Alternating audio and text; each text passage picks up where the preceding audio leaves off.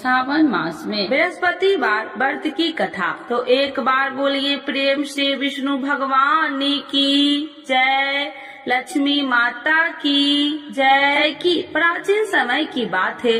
भारत वर्ष में एक राजा राज्य करता था। वह बड़ा प्रतापी और दानी था। वह नित्य गरीबों और ब्राह्मणों की सेवा सहायता करता था। वह प्रतिदिन मंदिर में भगवान दर्शन करने जाता था, लेकिन यह उसकी रानी को अच्छा न लगता। न वह व्रत करती और न ही किसी को एक पैसा दान में देती। राजा को भी ऐसा करने से मना किया करती। एक समय की बात है कि राजा शिकार खेलने वन को चले गए। घर पर रानी और दासी थी। उस समय गुरु बृहस्पति साधु का रूप धारण कर राजा के दरवाजे पर भिक्षा मांगने आए। साधु ने रानी से भिक्षा मांगी तो वह कहने लगी, हे साधु महाराज, मैं इस दान और पुण्य से तंग आ गई हूँ। आप कोई ऐसा उपाय बताए जिससे यह सारा धन नष्ट हो जाए और मैं आराम से रह सकूं। साधु रूपी बृहस्पति देव ने कहा, हे देवी, तुम बड़ी विचित्र हो। संतान और धन से भी कोई दुखी होता है। अगर तुम्हारे पास अधिक धन है तो इसे शुभ कार्यों में लगाओ, जिससे तुम्हारे दोनों लोक सुधरे। परंतु साधु की इन बातों से रानी खुश नहीं हुई। उसने कहा कि मुझे ऐसे धन की आवश्यकता नहीं जिसे मैं दान में दूं तथा जिसको संभालने में ही मेरा सारा समय नष्ट हो जाए। साधु ने कहा, यदि तुम्हारी ऐसी इच्छा है तो जैसे मैं तुम्हें बताता हूँ तुम वैसे ही करना। बृहस्पतिवार के दिन तुम घर को गोबर से लिपना, अपने केसे को पीली मिट्टी से धोना, केसे को धोते समय स्नान करना, राजा से हजामत बनाने को कहना, भोजन में मांस मदिरा खाना, कपड़ा धोबी के यहाँ धुलने डालना। इस प्रकार 7 बृहस्पतिवार करने से तुम्हारा समस्त धन नष्ट हो जाएगा। इतना कहकर साधु बने बृहस्पति देव अंतर ध्यान हो गए। साधु के कहे अनुसार करते हुए रानी को केवल 3 बृहस्पतिवार ही बीते थे कि उसकी समस्त धन संपत्ति नष्ट हो गई। भोजन के लिए परिवार तरसने लगा। एक दिन राजा रानी से बोला, हे रानी, तुम यहीं रहो, मैं दूसरे देश को जाता हूँ, क्योंकि यहाँ पर मुझे सभी जानते हैं, इसीलिए मैं कोई छोटा कार्य नहीं कर सकता। ऐसा कहकर राजा परदेश चला गया। वहाँ वह जंगल से लकड़ियाँ काट कर लाता और शहर में बेचता। इस तरह वह अपना जीवन व्यतीत करने लगा। इधर राजा के बिना रानी और दासी दुखी रहने लगी। एक समय जब रानी और दासियों को 7 दिन बिना भोजन के रहना पड़ा तो रानी ने अपनी दासी से कहा, हे दासी, पास ही के नगर में मेरी बहन रहती है, वह बड़ी धनवान है, तू उसके पास जा और कुछ ले आ ताकि थोड़ा बहुत गुजर बसर हो जाए। दासी रानी की बहन के पास गई। उस दिन बृहस्पतिवार था। रानी की बहन उस समय बृहस्पतिवार की कथा सुन रही थी। दासी ने रानी की बहन को अपनी रानी का संदेश दिया, लेकिन रानी की बहन ने कोई उत्तर नहीं दिया। जब दासी को रानी की बहन से कोई उत्तर नहीं मिला तो वह बहुत दुखी हुई। उसे क्रोध भी आया। दासी ने वापस आकर रानी को सारी बात बता दी। सुनकर रानी ने अपने भाग्य को कोसा। उधर रानी की बहन ने सोचा कि मेरी बहन की दासी आई थी, परंतु मैं उससे नहीं बोली, इससे वह बहुत दुखी हुई होगी। कथा सुनकर और पूजन समाप्त कर वह अपनी बहन के घर गई और कहने लगी, हे बहन, मैं बृहस्पतिवार का व्रत कर रही थी, तुम्हारी दासी गई, परंतु जब तक कथा होती है तब तक न उठते हैं और न ही बोलते हैं, इसीलिए मैं नहीं बोली। कहो दासी क्यों गई थी? रानी बोली, बहन, हमारे घर अनाज नहीं था। ऐसा कहते कहते रानी की आंखें भर आई। उसने दासियों समेत भूखा रहने की बात भी अपनी बहन को बता दी। रानी की बहन बोली, बहन देखो, बृहस्पति देव भगवान सबकी मनोकामना पूर्ण करते हैं। देखो शायद तुम्हारे घर में अनाज रखा हो। यह सुनकर दासी घर के अंदर गई तो वहाँ उसे एक घड़ा अनाज का भरा मिल गया।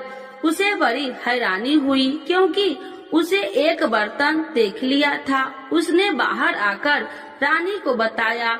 दासी रानी से कहने लगी, हे रानी, जब हमको भोजन नहीं मिलता तो हम व्रत ही तो करते थे, इसीलिए क्यों न इनसे व्रत और कथा की विधि पूछ ली जाए, हम भी व्रत किया करेंगे।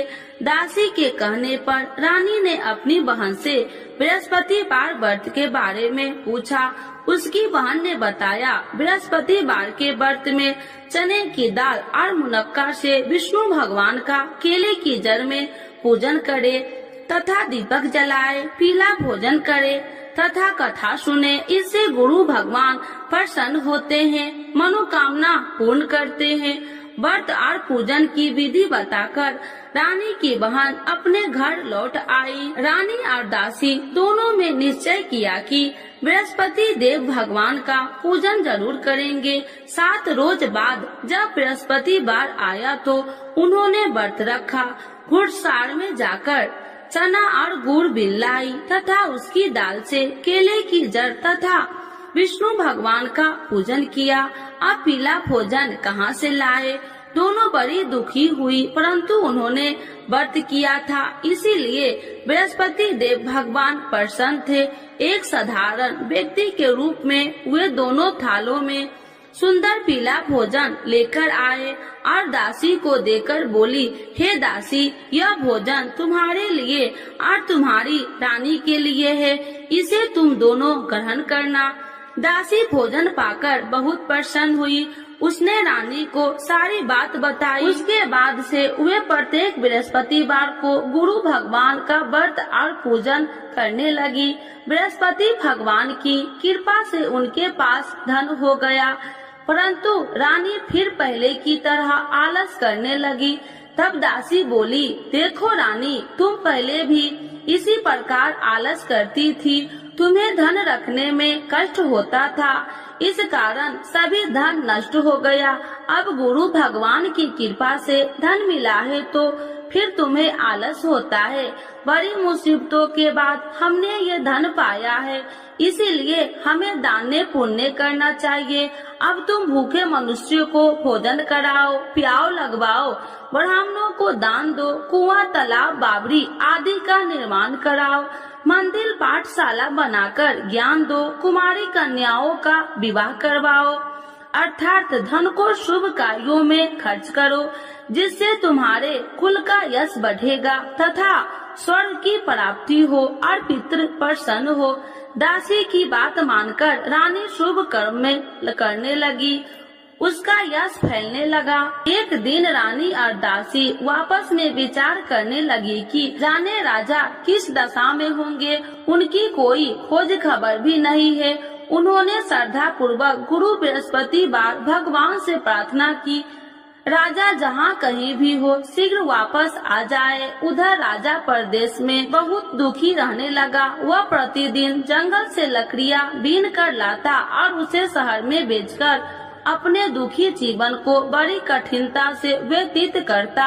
एक दिन दुखी हो अपनी पुरानी बातों को याद करके वह रोने लगा और उदास हो गया। उसी समय राजा के पास बृहस्पति देव साधु के भेष में आकर बोले, हे लकड़हारे, तुम इस सुनसान जंगल में किस चिंता में बैठे हो, मुझे बतलाओ। यह सुन राजा के नेत्रों में जल भर गया और साधु की वंदना कर राजा ने अपनी संपूर्ण कहानी सुना दी। महात्मा दयालु होते हैं। वे राजा से बोले, हे राजा, तुम्हारी पत्नी ने बृहस्पति देव के प्रति अपराध किया था, जिसके कारण तुम्हारी यह दशा हुई।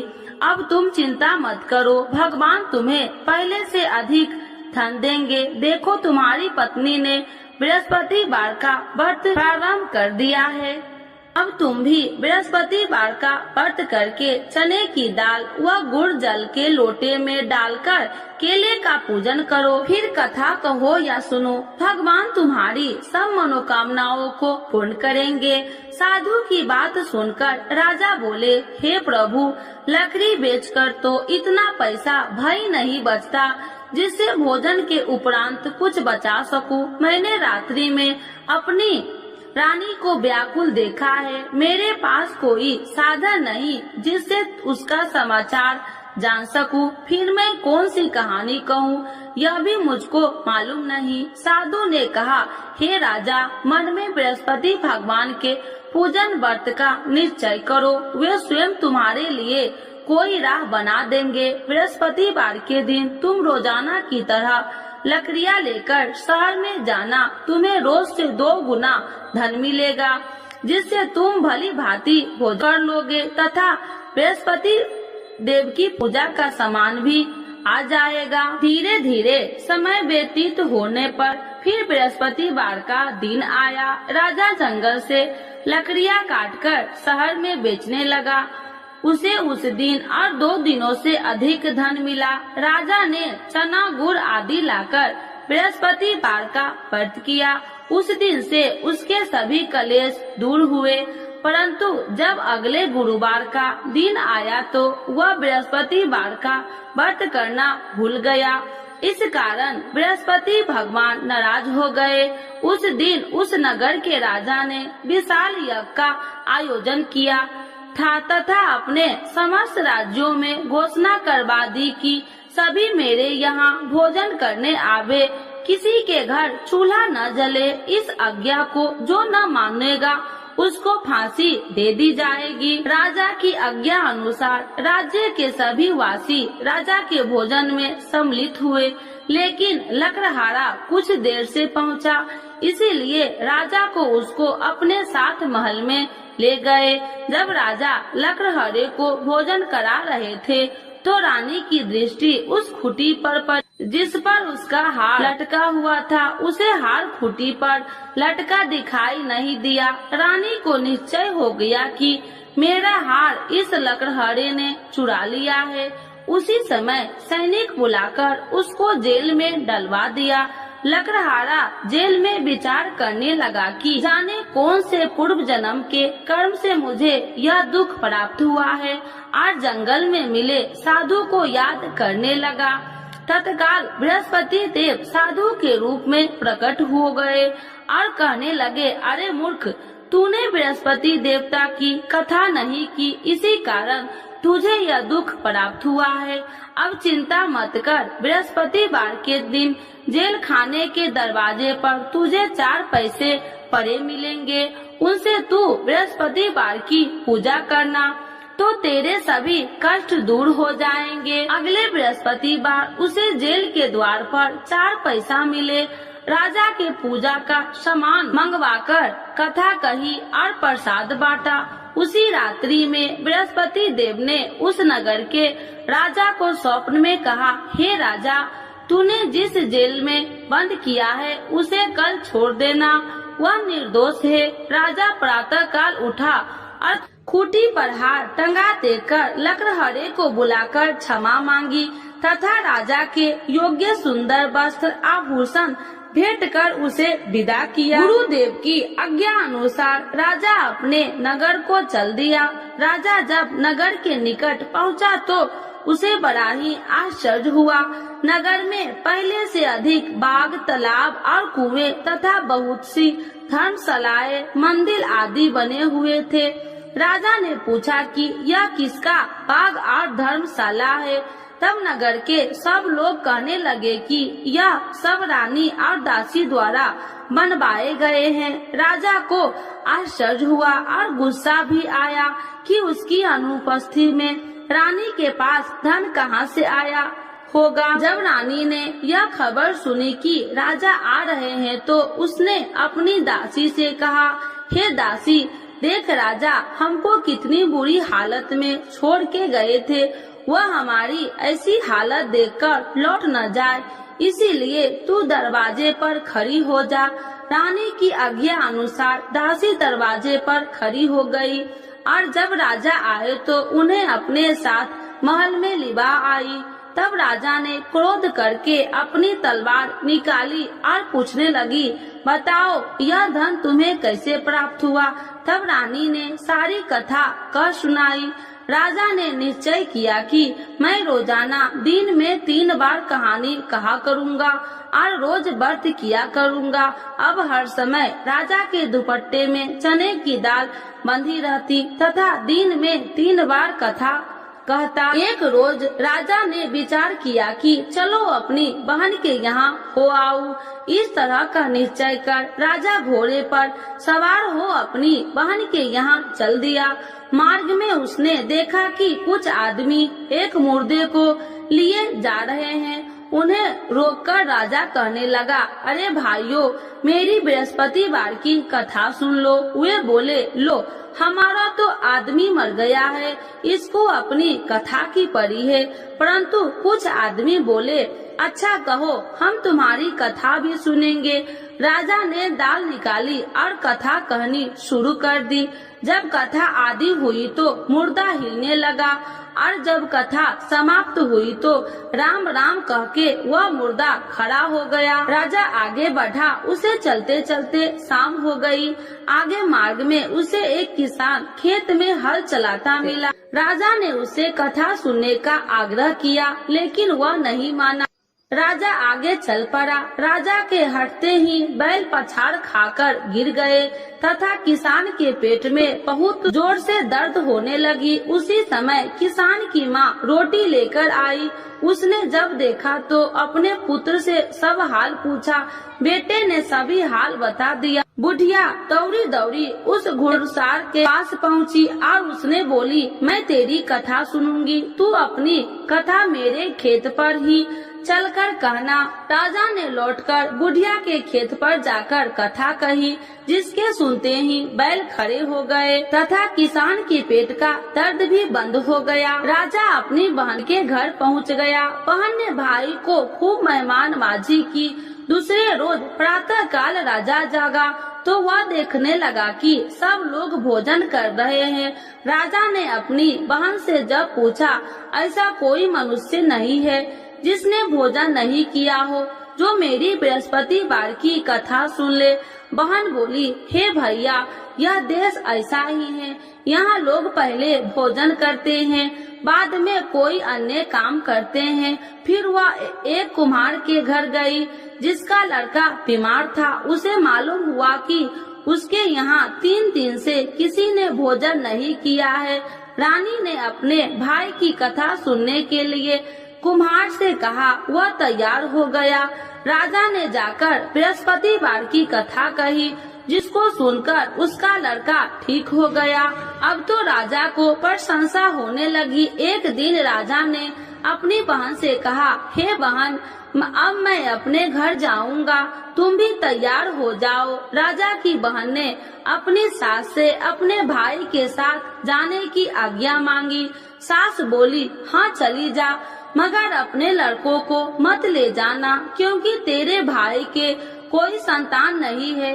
बहन ने अपने भाई से कहा, हे भैया, मैं तो चलूंगी, मगर कोई बालक नहीं चलेगा। अपनी बहन को भी छोड़कर दुखी मन से राजा अपने नगर को लौट आया। राजा ने अपनी रानी से सारी कथा बताई और बिना भोजन किए वह सैया पर लेट गया। रानी बोली, हे प्रभु, बृहस्पति देव ने हमें सब कुछ दिए हैं, वे हमें संतान अवश्य देंगे। उसी रात बृहस्पति देव ने राजा को स्वप्न में कहा, हे राजा, उठ, सभी सोच त्याग दे, तेरी रानी गर्भवती है। राजा को यह जानकर बड़ी खुशी हुई। 9वें महीने में रानी के गर्भ से एक सुंदर पुत्र पैदा हुआ। तब राजा बोला, हे रानी, स्त्री बिना भोजन के रह सकती है, परंतु बिना कहे नहीं रह सकती। जब मेरी बहन आए तो तुम मुझसे कुछ मत कहना। रानी ने हाँ कर दी। जब राजा की बहन ने यह शुभ समाचार सुना तो वह बहुत खुशी हुई तथा बधाई लेकर अपने भाई के यहाँ आई। रानी ने तब उसे आने का उलाहना दिया। जब भाई अपने साथ ला रहे थे तो तब टाल गई, उनके साथ न आई और आज अपने आप भागी भागी बिना बुलाए आ गई। तो राजा की बहन बोली, भाई मैं इस प्रकार न कहती तो तुम्हारे घर औलाद कैसे होती। बृहस्पति देव सभी मनोकामनाएं पूर्ण करते हैं। जो श्रद्धा भाव पूर्वक बृहस्पतिवार का व्रत करता है एवं कथा पढ़ता है अथवा सुनता है और दूसरों को सुनाता है, बृहस्पति देव उसकी सभी मनोकामनाएं पूर्ण करते हैं, उनकी सदैव रक्षा करते हैं। जो संसार में सद्भावना से गुरुदेव का पूजन एवं व्रत सच्चे हृदय से करते हैं, उनकी सभी मनोकामनाएं वैसे ही पूर्ण होती है जैसे सच्ची भावना से रानी और राजा ने बृहस्पति देव की कथा का गुणगान किया तो उनकी सभी इच्छाएं बृहस्पति देव जी ने पूर्ण की। अनजाने में भी बृहस्पति देव की उपेक्षा न करे, ऐसा करने से सुख शांति नष्ट हो जाती है। इसीलिए सबको कथा सुनने के बाद प्रसाद लेकर जाना चाहिए। हृदय से उनका नमन करते हुए जयकारा बोलना चाहिए। तो एक बार बोलिए प्रेम से, बृहस्पति भगवान की जय, विष्णु भगवान की जय, लक्ष्मी माता की जय। आरती श्री बृहस्पति देव की। ओम जय बृहस्पति देवा, स्वामी जय बृहस्पति देवा, छीने छीने भोग लगाऊं, छीने छीने भोग लगाऊं, कदली फल में बा। ओम जय बृहस्पति देवा, तुम्हें पूरन परमात्मा, तुम्हें अंतर्यामी, स्वामी तुम्हें अंतर्यामी, जगत पिता जगदीश्वर, जगत पिता जगदीश्वर, तुम्हें सबके स्वामी। ओम जय बृहस्पति देवा, चरणामृत निज निर्मल, सब पातक हरिता, स्वामी सब पातक हरिता, सकल मनोरथ दायकी, सकल मनोरथ दायकी, कृपा करो भरता। ओम जय बृहस्पति देवा, तन मन धन अर्पण कर, जो जन शरण पड़े, स्वामी जो जन शरण पड़े, प्रभु प्रकट तब हो करे, प्रभु प्रकट तब हो कर, आकर द्वार खड़े। ओम जय बृहस्पति देवा, दीन दयाल दयानिधि, भक्तन हितकारी, स्वामी भक्तन हितकारी, पाप दोष सब हरिता, पाप दोष सब हरिता, भव बंधन हारी। ओम जय बृहस्पति देवा, सकल मनोरथ दायकी, सब संशय तारो, स्वामी सब संशय तारो, विषय विकार मिटाओ, विषय विकार मिटाओ, संतन सुखकारी। ओम जय बृहस्पति देवा, जो कोई आरती तेरी प्रेम सहित गावे, स्वामी प्रेम सहित गावे, ज्येष्ठानंद बंद सो, ज्येष्ठानंद बंद सो निश्चय पावे। ओम जय बृहस्पति देवा, स्वामी जय बृहस्पति देवा। बृहस्पति भगवान की जय, विष्णु भगवान की जय, लक्ष्मी माता की जय।